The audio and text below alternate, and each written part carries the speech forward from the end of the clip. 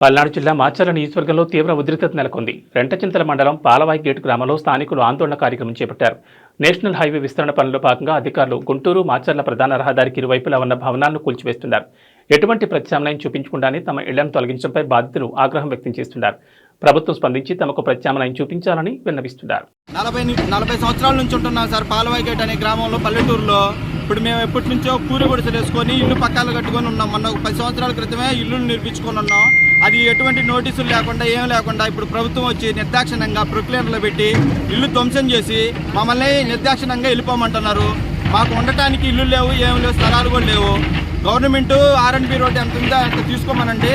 మాకు కూడా ఉండటానికి ఇల్లులు కల్పించి ఈ ఇల్లులు కూడా కూలగొట్టుకోమనండి. మాకు అభ్యంతరం లేదు. ప్రభుత్వం ఉన్న స్థలాల వరకు వాళ్ళు తీసుకోమనండి. కానీ పోయినసారి 15 మీటర్లు అని చెప్పారు సెంటర్ నుంచి లోపలికి. ఇప్పుడు 20 మీటర్ల దాకా వచ్చారు. మా ఇల్లులన్నీ పోతున్నాయి సార్. ప్రభుత్వం దయవుంచి సెంట్రల్ డిపార్ట్మెంట్ వాళ్ళు ఏమో రైల్వే వాళ్ళు వచ్చేసరికి రైల్వే ట్రాక్ వేసుకుందామని అటు చేస్తున్నారు. ఇటేమో R&B వాళ్ళు ఇటు రోడ్డు జాతీయ 167 AD హైవే నెంబర్ వచ్చేసరికి ఇది ఇంక్రీజ్ చేసుకోవాలని వాళ్ళు పోతున్నారు. అందువల్ల దయచేసి అందరూ దారిద్ర్య రేఖ దిగువన ఉన్న వాళ్ళం మేము మొత్తం. మాకు ఏదైనా ప్రభుత్వం నుంచి సహాయం అందించాలని మిమ్మల్ని కోరుకుంటున్నామండి. అది మా విన్నపం.